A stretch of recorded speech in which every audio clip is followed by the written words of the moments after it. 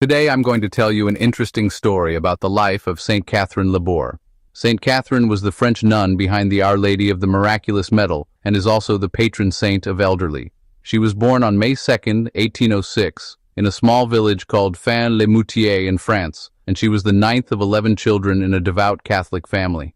Her mother passed away when she was just 9 years old, and during the funeral she held a statue of the Blessed Virgin Mary and whispered, "From now on, you will be my mother." From that moment, her deep relationship and devotion to the Blessed Virgin Mary began. It was a profound relationship that would later shape her spirituality for the rest of her life. As she grew older, she felt a strong calling to serve God, and at 24 years old, she entered the Daughters of Charity of St. Vincent de Paul in Paris. In the convent, she lived a contemplative life. It was also here that she was blessed with a miracle. Just a few months after her novitiate, on the night of July 18, 1830, something extraordinary happened to her. That night, she was awakened by a child's voice calling her to come to the chapel. When she entered, she saw the Blessed Virgin Mary sitting in a chair near the altar. She then knelt beside her and placed her hands on Mary's lap, listening as the Blessed Mother spoke about the need for faith and God's love for the world. After this happened, she kept it a secret, and she only told this to her spiritual confessor.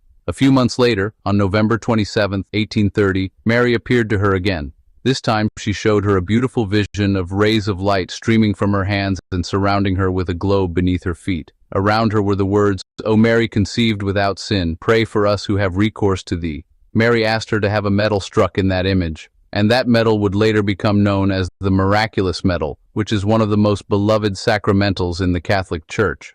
As the story spread around the world, devotion to it grew rapidly. People began wearing the miraculous medal, and countless miracles and healings were reported, strengthening its reputation even more. Even though the story started from her, she never told anybody about it. She remained anonymous, and she never sought any attention or fame. She returned to her contemplative life, praying while serving the elderly in the hospice for 40 years.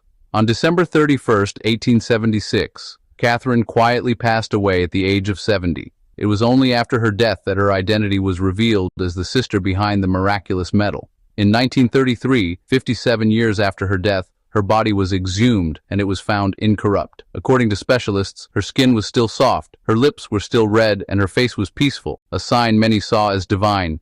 In 1947, she was canonized as a saint by Pope Pius XII. Today, her body rests in a glass coffin beneath the very chapel where the Blessed Virgin appeared to her. She is also venerated as the patron saint of elderly, and her feast day is celebrated every 28th of November. If you like stories like this, support us, follow, like, and subscribe.